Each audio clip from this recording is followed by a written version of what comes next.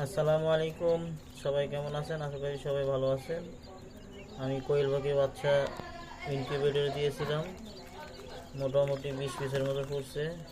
এর মধ্যে আপনার 5-6টা আছে প্রতিবন্ধী। কারণ প্রতিবন্ধীগুলো আপনার হয়তো ডিম উল্টানো হয়নি, মাঝে মধ্যে আবার অনেক সময় কারেন্ট চলে গেছে, এর জন্য মনে হয় একটু সমস্যা হয়ে গেছে। কারণ গরমের লোডশেডিং হয়ে গেছে প্রচুর পরিমাণ। এই কোয়েলের বাচ্চা কিনা এই লাভ দেখে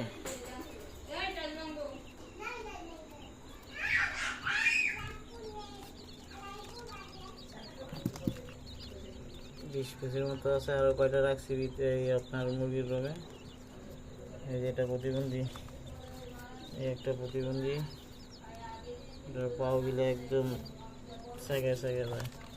আরেকটা আছে ওই যে।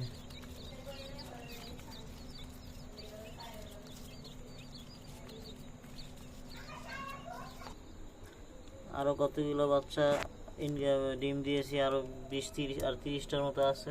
এই যে এগুলো বসাইছি ইনকিউবেটরে, এই যে ফগ মেশিন ইনকিউবেটরে আছে। দোয়া করবেন সবাই। দেখি কোয়েল পাখি দিয়ে কি অবস্থা কি হয়।